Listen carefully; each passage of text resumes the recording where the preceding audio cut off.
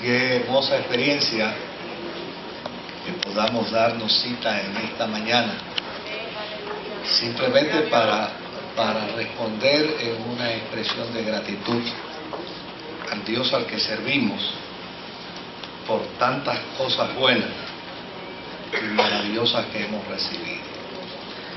Obviamente nosotros despertamos a Kaira a las 4:30 de la mañana para estar aquí, y yo le expliqué la razón por la que veníamos a esta hora al templo, y le pregunté si lo había entendido. Me dijo que sí, pero me dijo que quería dormir. Así que por lo menos me llena de satisfacción que entendió. Yo quiero invitarles a que vea conmigo la expresión del apóstol San Pablo en su carta a los Tesalonicenses, capítulo 5,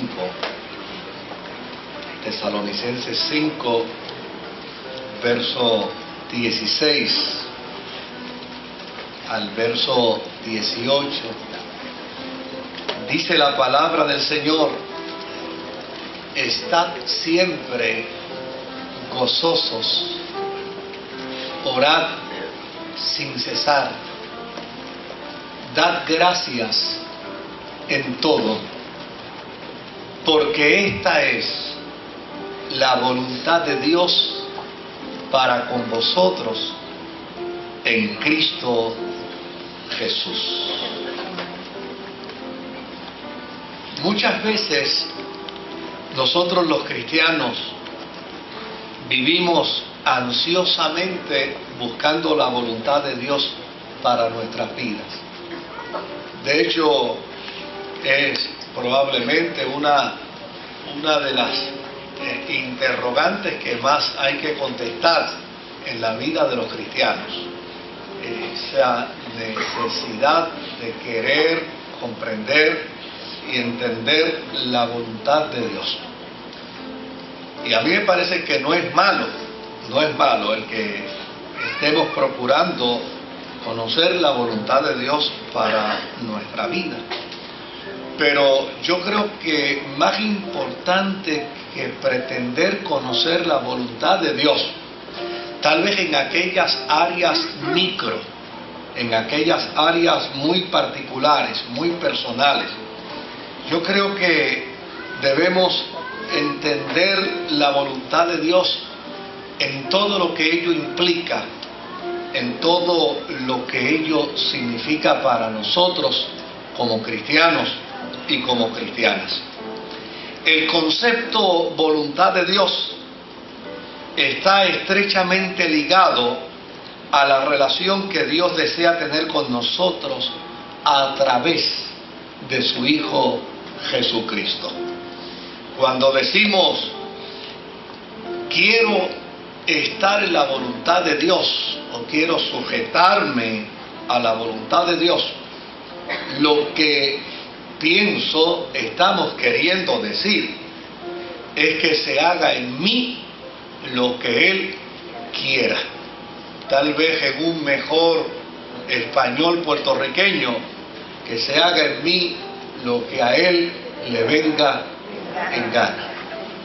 Yo creo que eso es lo que estamos diciendo, lo que estamos comunicando.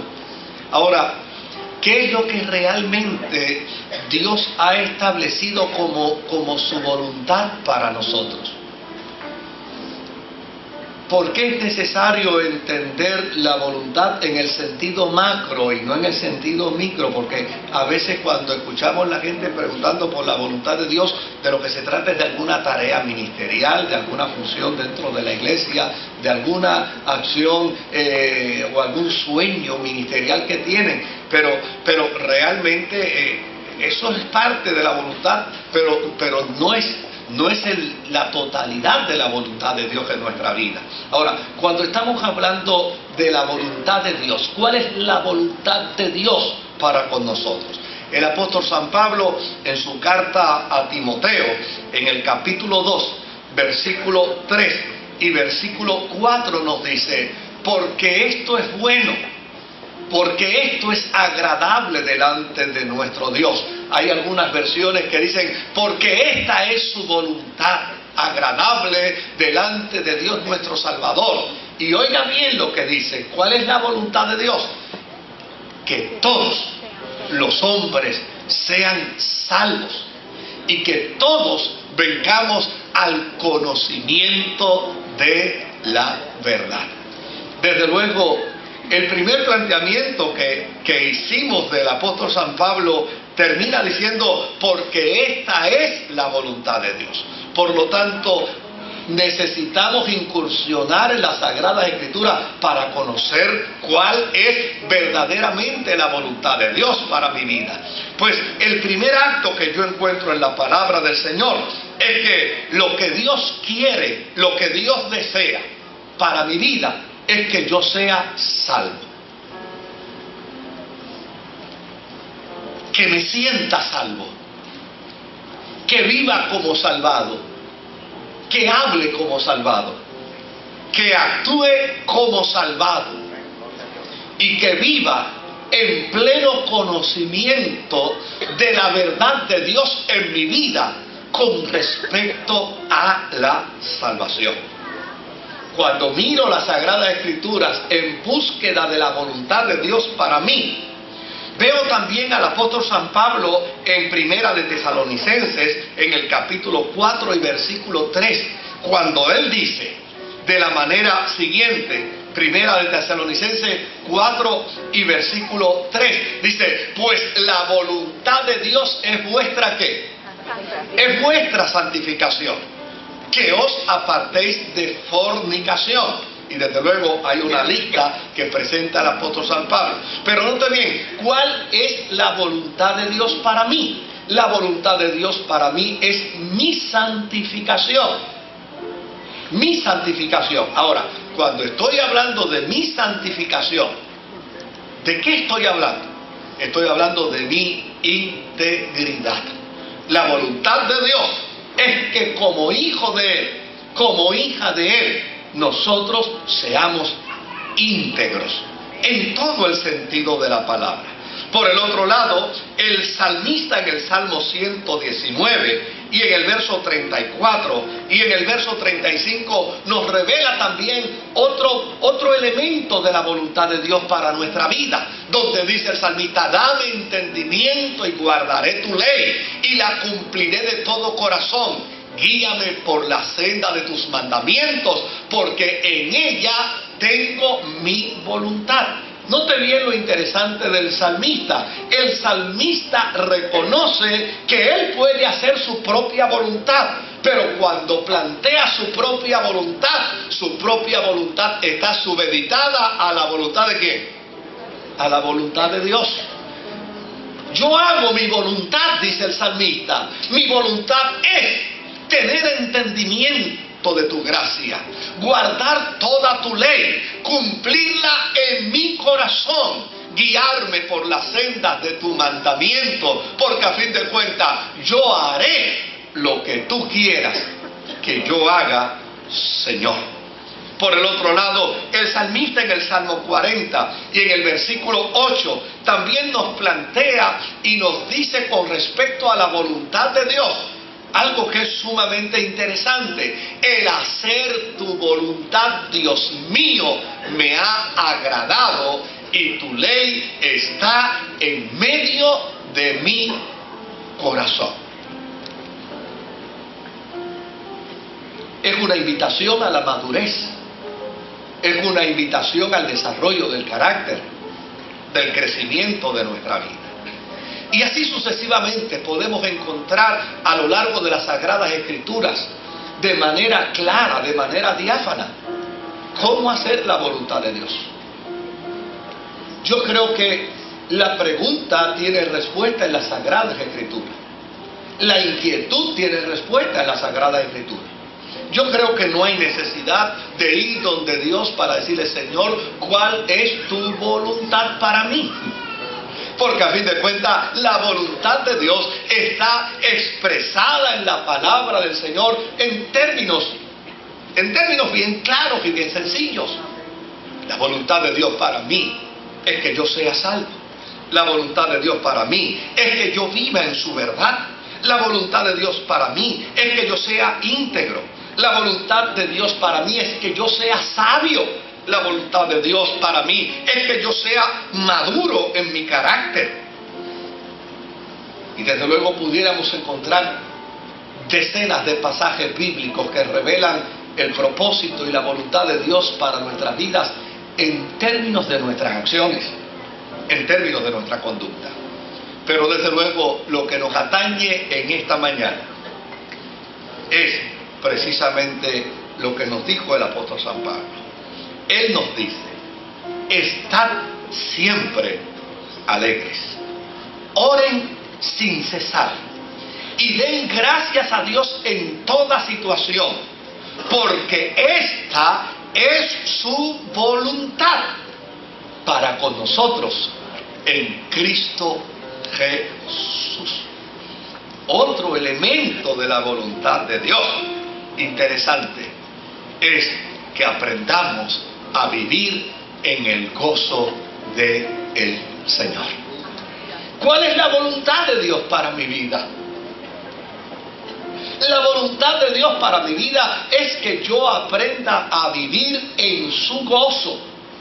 Y vivir en su gozo lo que tiene es una implicación, obviamente como resultado de lo que nos plantea el salmista. Vivir en su gozo es tener una suficiente claridad en nuestro ser de lo que implica su presencia permanente en nuestra vida.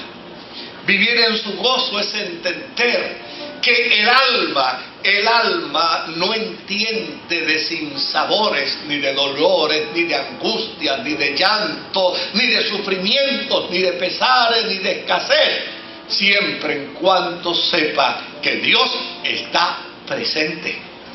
Vivir en el gozo lo que significa es que el alma excusa cualquier conducta de ella frente a cualquier adversidad en el momento en que percibe la presencia del Dios del cielo. Y lo que es interesante es que cuando el apóstol San Pablo nos invita a que vivamos en el gozo de Dios, porque esa es su voluntad, lo que nos está diciendo es que afirmemos en nuestra vida la realidad de la presencia de Dios siempre. Siempre. El alma de un cristiano, el alma de una cristiana no puede darse el lujo de ausentar de su experiencia de vida el gozo, porque la experiencia de vida del gozo en el creyente simplemente lo que afirma es la presencia eterna y permanente de Dios en nosotros. Así es que, ¿cuál es la voluntad de Dios para ti? La voluntad de Dios para ti es que vivas como salvado, que vivas en la verdad del Evangelio.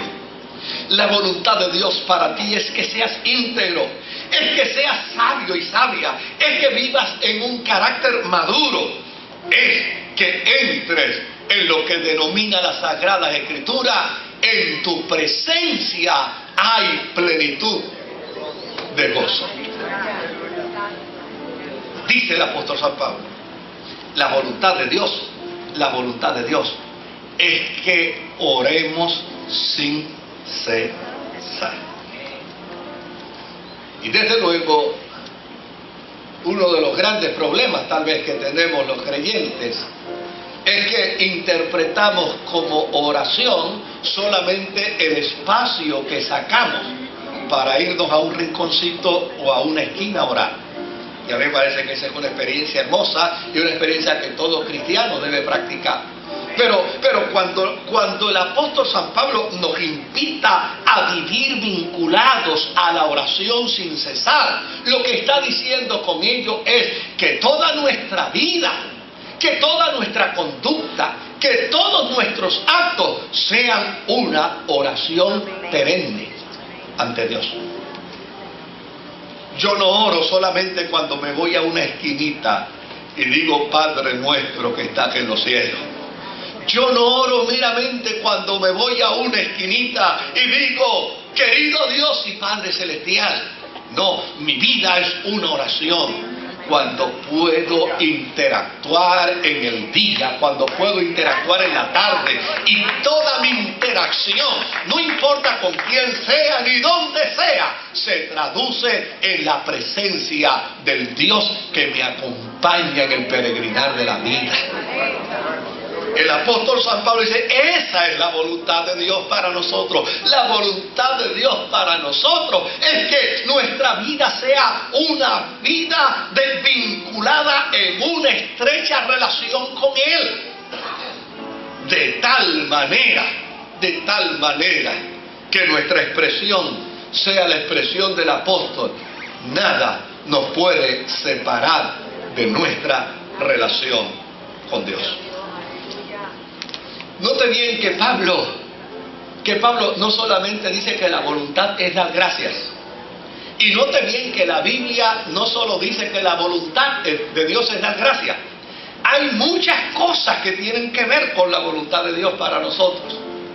¿Y saben qué es lo interesante? Lo interesante muchas veces es que todavía los cristianos andamos buscando la voluntad de Dios. A manos llenas tenemos la voluntad de Dios en nuestra vida. A manos llenas. Mire, hay trabajo para estar en la voluntad de Dios, como usted no tiene idea.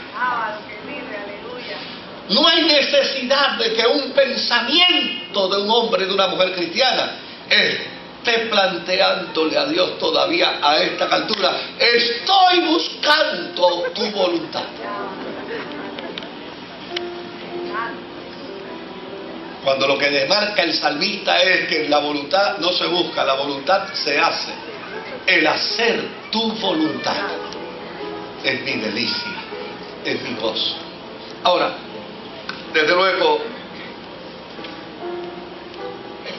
Pablo concluye diciendo que el otro elemento de la voluntad de Dios para nuestras vidas, en el verso 18, es que seamos agradecidos.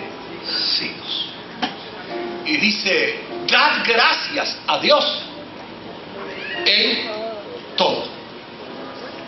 Tal vez no por todo, porque hay situaciones en la vida donde sería irracional hacer una expresión de gratitud. Pero sí puedo dar gracias a Dios en toda circunstancia. Sí puedo dar gracias a Dios en toda adversidad.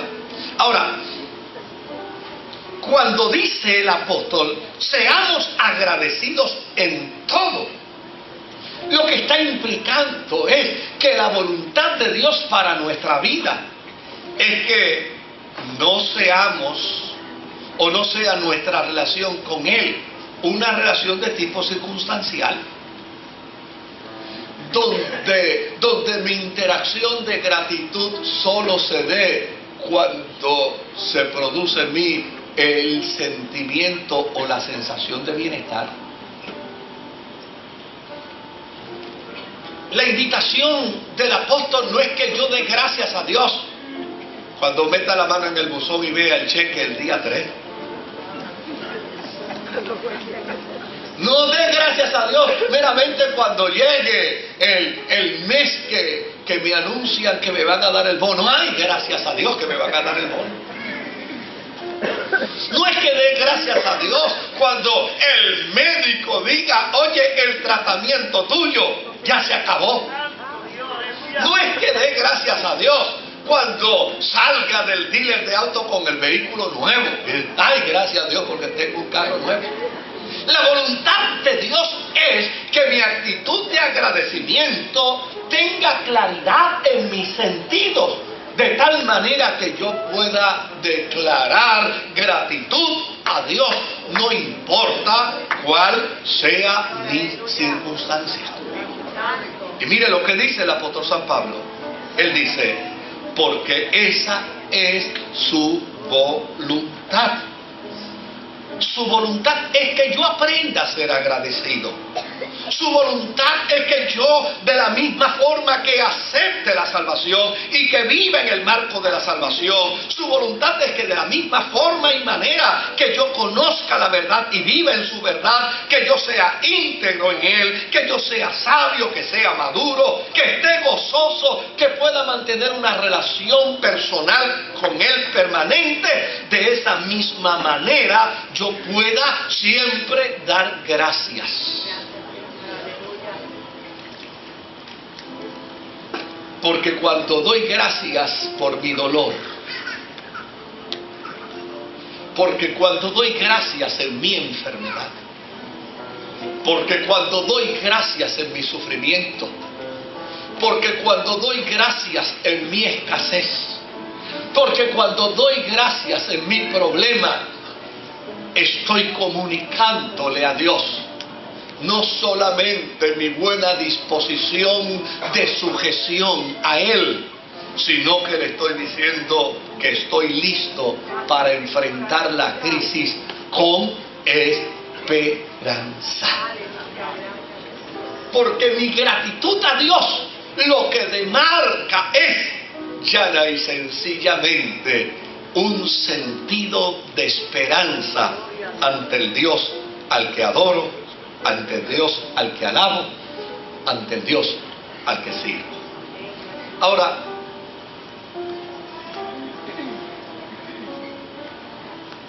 Pablo dice, dad gracias a Dios en todo, porque esta es la voluntad de Él para con ustedes en Cristo Jesús. Yo quiero que veamos algo interesante, bien interesante en las Escrituras. Mateo capítulo 15 y verso 36.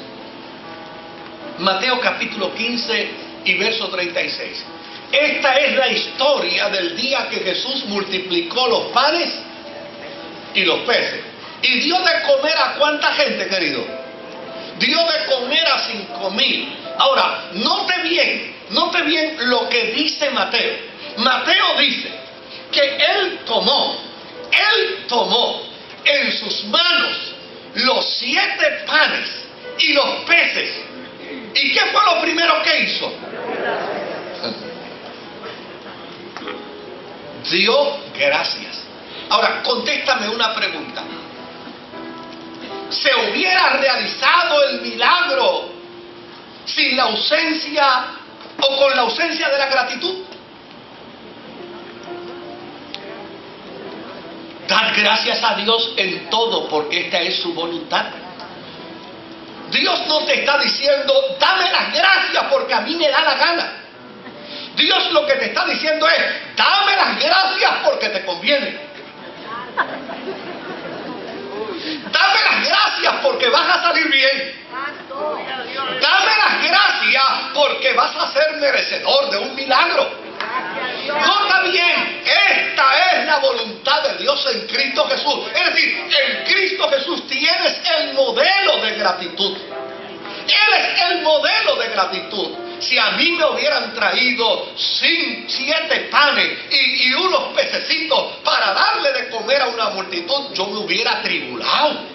¡Qué falta de respeto! Pero qué abuso, qué injusticia. ¿Qué ustedes pretenden? Que con esta porquería yo le dé de comer a toda esta multitud. Si por menos que eso peleamos cuando nos sentamos en la mesa. Si por menos que eso peleamos cuando abrimos la nevera. Si por menos que eso peleamos cuando abrimos la alacena y la vemos casi vacía. Ahora, note bien que a Jesús le dan los panes y los peces, los levanta y dice, gracias. Gracias, Dios. Y fue la gratitud a Dios lo que provocó el milagro de la provisión, de tal manera que sin contar las mujeres y los niños, 5,000 personas comieron y sobraron 12 cestas. Dad gracias a Dios por lo que no entiendes, por lo que no es comprensible a tus sentidos. Ahora, queremos ver algo más. Vayamos a Juan capítulo 11 Y verso 41. Aquí vemos ahora. Dice, entonces quitaron la piedra de donde había sido puesto el muerto. Y Jesús, alzando los ojos a lo alto, dijo, ¿qué cosa? ¿Te das cuenta